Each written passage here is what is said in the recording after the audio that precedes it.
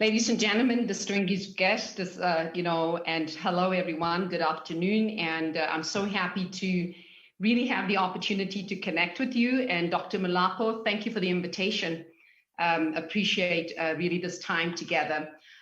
We're certainly living in an unprecedented time, and I think we all can admit. And, during this current, global economic climate and just time of uncertainty, I think what we've seen around the world, and one of our biggest learnings and lessons is that, no business or organization, has been immune to this crisis. And I think resilience for many businesses have been tested, and it has also shown that, no business is truly 100% resilient.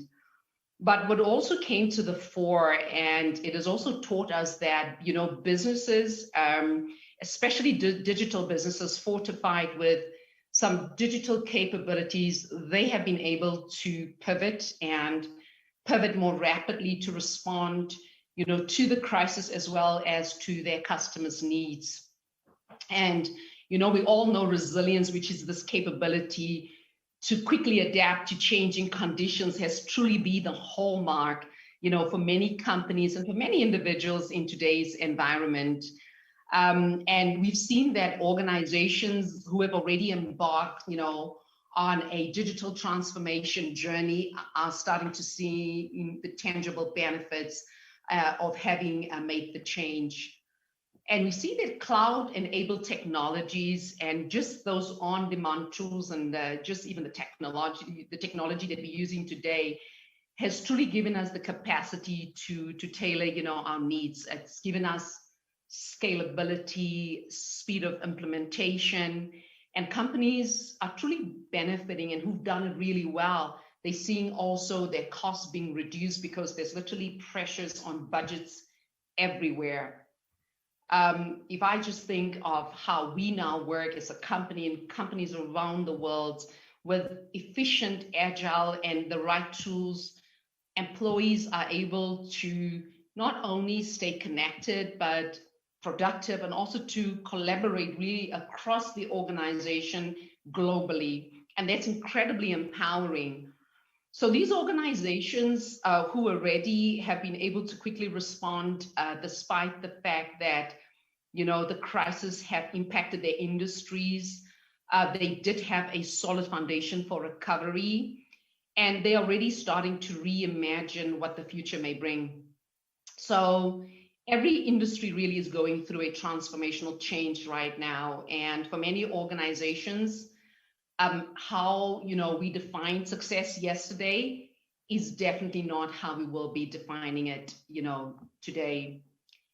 And it is therefore an exceptional moment for us in history. And I think all the last few months, all of us have really been tested. And recent times have shown us that having a greater purpose is critical for an organization, and especially if the organization wants to persevere and to reimagine a future and even a better future, and this strong sense of purpose helping organizations move forward despite the disruption, the ambiguity that we see, and even the constant change that all of us are experiencing. And as people, as teams, and as an ecosystem, everybody's working harder than ever before. And if we just think about, the baseline that we're working with, it's a baseline that is stretched already. So therefore, the work purpose have become even more meaningful. And if I think of, how we look at the world today, and what truly matters is what we're going to do for each other, what we're going to do for our communities, and really for the world around us. And even as every industry is being reshaped and every organization, kind of looking at their future, everyone will contemplate, their purpose. And that is why at Microsoft, we talked a lot about, purpose-driven digital. And what is purpose-driven digital? It is ultimately when you align, technology innovation with an organization's capabilities. And When you do that, you ultimately want to bring the best out in both business as well as your societal outcomes, because the two have to dovetail. Because purpose is ultimately what fuels us as human beings. And this means that lasting and prevailing business outcomes will ultimately be purpose driven. And one thing that's for sure that we all see is that everything that we do today is that technology is truly at the center of it all. And the way that companies are thinking of not only surviving, but also thriving in this new world, is truly to capitalize and using the power of technology and truly tapping into the innovation that they can drive. And for us as a company, that as we've continued to partner with organizations literally in every industry over the past few months, one thing that's very clear is that the need to transform is accelerating, and organizations who haven't already invested in their own digital transformation journeys are literally actively working on catching up. I'm now going to share with you a Unilever video, and just for them to share, their thoughts on how they're looking at the world and how they're taking advantage of the possibilities that technology has to offer. Jace, let's please run the video. Unilever is one of the world's largest consumer products goods company. Our products touch 2.5 billion consumers every day with brands like Hellmann's, Ben & Jerry's, and Dove. We believe that we have a higher purpose and that sustainable products are better for long-term growth. We're on a journey to become a data insights-driven company. For me, it's a lot about data and putting data in the hands of the people that need it. A strategy like this comes with a huge cultural, transformational shift in how we work. For our employees, that means providing insights for them to make better decisions, to help them collaborate, develop better products, to innovate. And I think that's made a really powerful change for us. For example, in marketing, digital means knowing 2.5 billion consumers and what they like and what they don't like so that we can provide better products. In human resources, understanding how people work, where they work. In R&D, that means creating new connected products. In our supply chain, it's about putting the IoT tooling into our factories and then taking that data set and unlocking insights across factories. And we're finding that instead of looking in the rearview mirror with analytics, people are now being able to predict the future. It's really completely changed the culture of our company. We're really proud of the progress we've made. And I want to say thank you to Microsoft and the many partners who have been supporting us. When I think about the journey, the word empowerment comes to mind. We talk a lot about digital, but what does digital really do? And I think it empowers people to be better at what they do every day. Really, that's what the partnership with Microsoft means to me.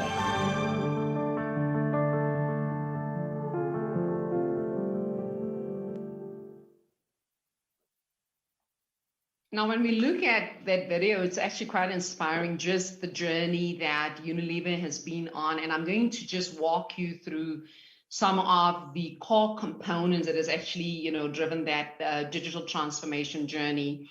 So we've worked with numerous customers over the past couple of years, and we've basically identified 4 common elements that are literally at the heart of every digital transformation journey.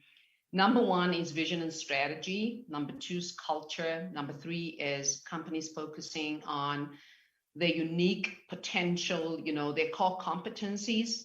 And number 4, we're going to talk about capabilities and also talk about skills and what does it mean to build, some of those skills. So even in this period of immense change, we have seen that these 4 core elements have literally remained central to the journey and central to our customers' digital transformation. So the need for customers to transform is about, for sure, adding value and making sure that they become better businesses. But I think more importantly, in the time that we're in, it's not just about being better, but also becoming resilient so that you could actually weather the storm, especially during these challenging times. But even more important is about what can we now do to add value to society and to make sure that we can serve the communities within which we live. And so ultimately, when you look at these four core elements, it is about the ability to respond and adapt today, to build resilience and reimagine tomorrow, whilst you still generate value for customers and for your communities alike. So let me first start with vision and strategy, which is the most important one, because it is truly what directs an organization towards its guiding North Star. And no longer really is it just about how we're going to return to normal, but we need to rethink. We need to rethink what's possible. We need to become more resilient because we are definitely living in a very changed world. It is truly about thinking 3 steps beyond and thinking what's possible, because we need to be, at with speed. We need to have great agility in order to survive. And as we think about tomorrow, it's not about trying to get back and, reenact the status quo, but it's about organizations truly casting a very bold vision for themselves, organizations looking forward to ultimately emerge much stronger from this crisis. The second is culture. You absolutely need this to support your strategy and to support your vision, as well as to enable and to empower your people, your employees during these turbulent and unpredictable times. We see organizations who actually go through this transformation focus on their people and making sure that ultimately they provide them with a shared context, making sure they work in quite a unified way. They have mutual values and ideas, because you can't go through a strong digital transformation without focusing on the core, which is your people. So they often have a culture that keeps their teams connected, and the organization is, rooted in a mindset that comes with flexibility, openness, and openness to new ideas, openness to improved processes, openness to embrace new technology, because this is truly what it takes to be resilient. And what we've noticed is that, organizations whose cultures and accepts and embrace the diversity of thinking, diversity of personality, abilities, ideas, approaches, often do best when they have to transform. And I must say that has certainly been the case for us as Microsoft, and it has even become more important for us as we continue to, passage through these, uncertain times. The third one I want to talk about, organizations uncovering their unique potential as they are able to respond and, to react to the crisis. Now, every organization has a unique set of assets, their core competencies. And the art of really finding their differentiator, which is their pivot point, can unlock potential for them in a very different way. So for instance, what core competencies have organizations relied on to make sure that they continue operations during these tumultuous times? And what has changed? Because a lot has changed for businesses, a lot has changed for individuals, and what are they going to do differently?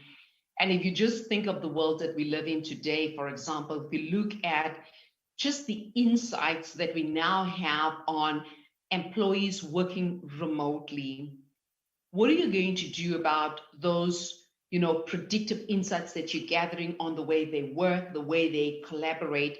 And that is why when you listen to a lot of leaders globally, everybody's talking about we will most probably return to a hybrid workplace. which means what we all have now figured out is that employees can be equally, if not more productive in, working remotely. Maybe perhaps also if you look at just some of the data that you're starting to harness from a customer point of view, what are some of the new patterns that you pick up in terms of how customers behave, how they shop, at which points are they actually contacting the organization, and how will organizations ultimately have the opportunity in this new world to deliver personalization at scale? Because even for us as customers, we have changed, the way we are interacting with institutions and the way that we now demand, to have services delivered to us. So this unique potential can manifest in many different ways, right? Depending on the organization or industry. And for some, it may be a physical asset, such as when we look at retail, it's often location, proximity. And for others, it could be a special piece of intellectual property that they can capitalize at this time. And truly the magic lies in you uncovering and rethinking in what's possible, what is your unique potential. But it is true that technology sits at the center of it all, and that technology can help you really unlock value through innovation. And we have seen many companies rely and discover on their unique potential using technology in a very powerful way during this crisis. And they have reimagined how their organizations are leveraging this potential to make sure that they emerge much stronger. The fourth one, as I want to talk about capabilities, and we see that organizations truly do best when they think of continually developing. What are they going to do to be better and to do better? And the only way that we can do that is through our people. So they are often on a journey of looking at new human capabilities and asking themselves some tough questions, such as, do we have the right skills? Do we have, the right people? Are our people staying connected? Are they collaborating for impact? Have we given them the right tools? Did we train them to use these tools in a new way? Because at the end of the day, you need to empower your people to ensure that the business continue. So they are also looking at operational capabilities, the processes that will enable people to execute efficiently and to ultimately be successful. And this must be driven in a context where culture is looked at in a very different way. These organizations as well think about their technical capabilities, understanding that they're going to have to be far more agile and also ensure that they, deploy the latest, technology tools to ultimately empower their people to deliver impact in a remote fashion. So for successful digital transformation, it is therefore critical to understand that you need to leverage capabilities, and it will always be part of your journey.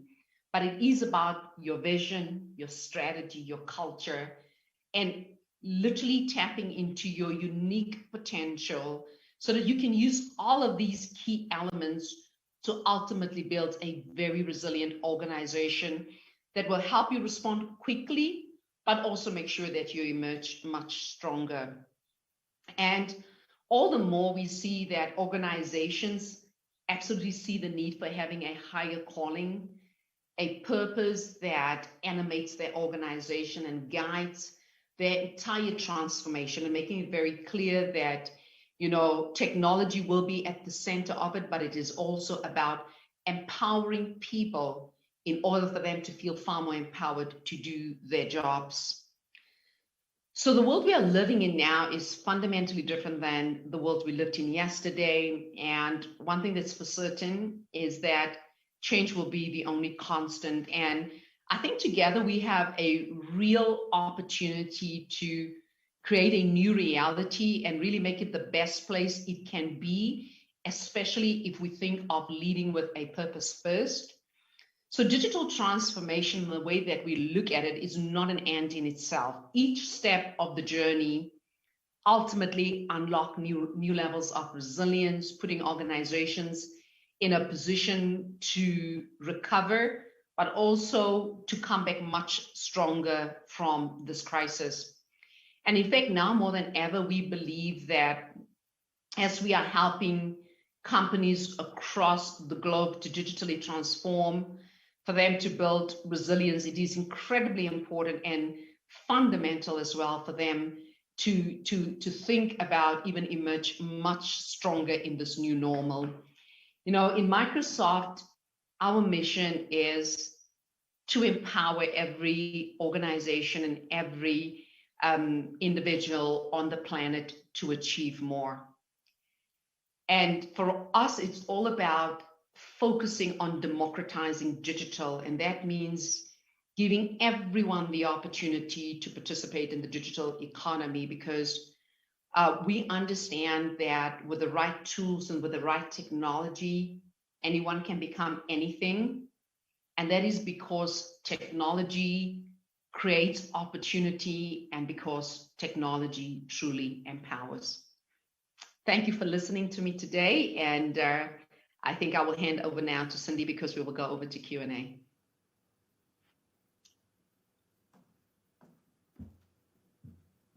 Thank you so much. Thank you so much, Lillian, for your powerful presentation. And you've sparked keen interest from Guyana, which is a country in South America. First time I hear of it, not to be confused with Guyana here in South Africa. And then we have another question. This is from West Africa in Nigeria. So if you'll indulge me, I'll shoot with the first one. The question is, can you share more information on how the COVID-19 pandemic has changed your operations in South Africa? Yeah, COVID has, I think COVID has changed literally every company, but just the way that we are approaching it. We are still guiding our employees to work from home. As a technology company, we're very fortunate that we have access to our own tools and tech that's incredibly enabling and very empowering. And at some point, we will move to a hybrid workplace where, as offices are starting to open more, slowly, we'll give people an option to either return to the office or to continue to work remotely from home. But also importantly, we've been actively working with our customers, with government, educational institutions. And I think for many people, this has been a learning journey as to how do we use technology in a very effective way. And we've been sharing some tips and some resources and making sure that, people ultimately, navigate this whole remote working and what to do with remote, operations. And we've been getting actually, in fact, a lot of positive feedback, but I think it's about remaining agile. It's about making sure you keep your business operational and also kind of staying intuitive, just for you to kind of follow, first of all, listen to the science, but also for you to understand what are your new needs now of employees and the best way for you to create your operations in such a way that you continue to be productive and continue to add value to your customers. In your presentation,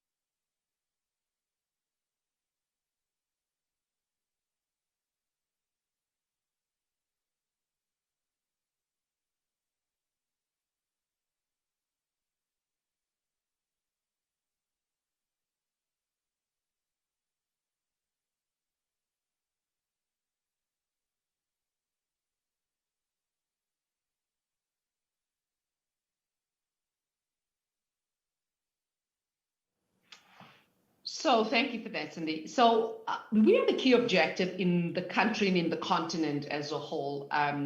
We're very clear. It's about accelerating the pace of digital transformation, but also making sure that whatever we do needs to be inclusive.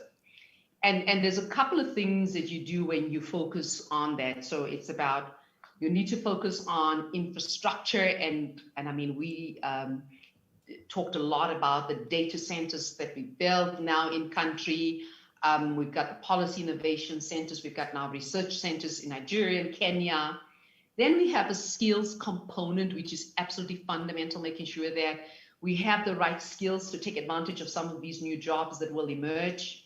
And then we talk a lot about an ecosystem, because we do accelerate innovation through our partners. And we believe that, whenever Microsoft innovate, we need to see an ecosystem grow, and we talk about a vibrant ecosystem.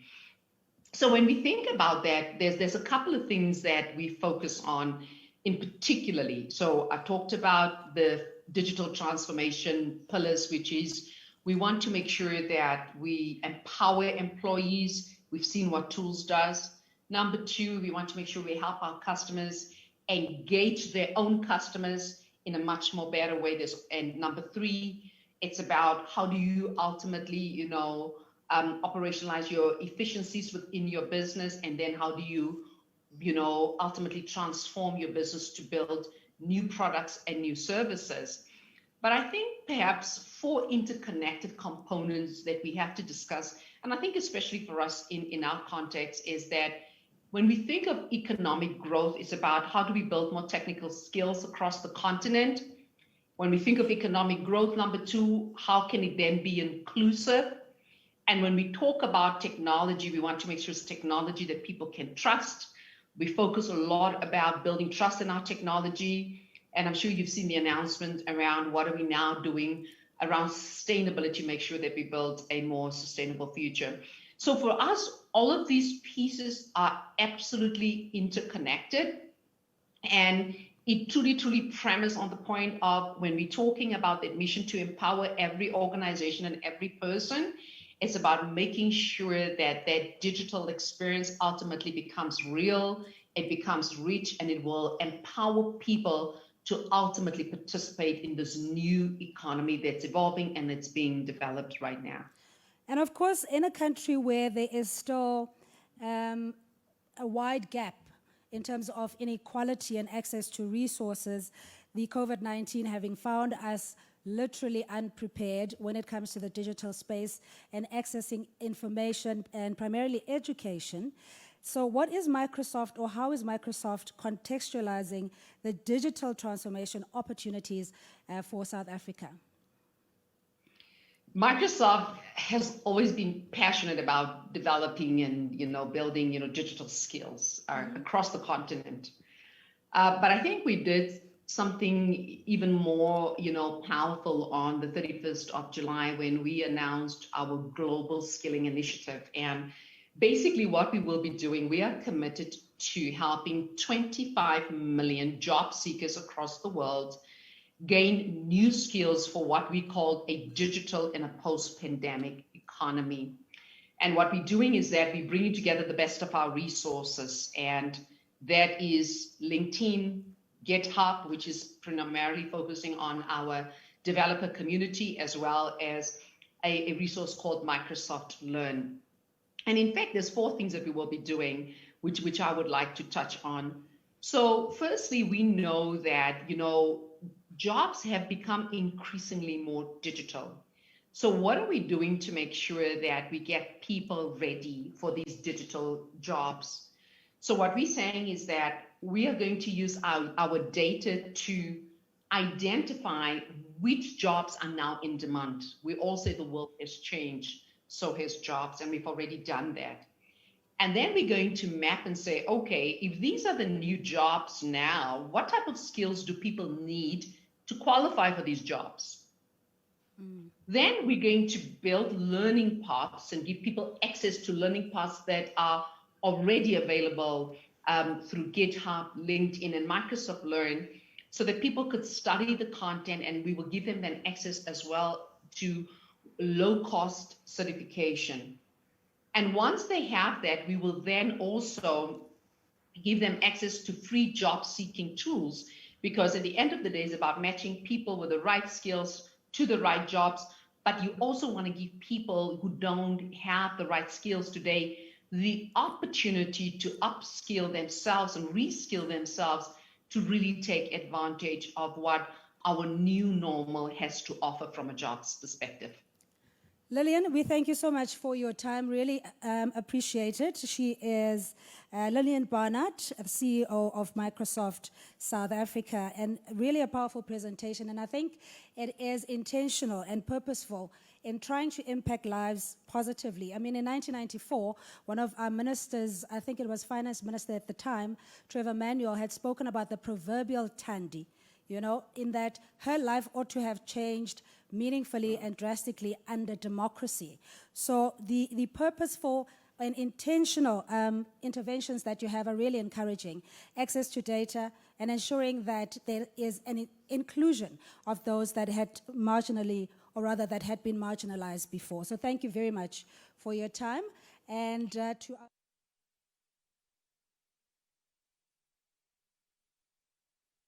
into our data as well, in the sense of how we can collaborate together in creating a different world and redefining a different future using the fourth industrial revolution and leadership.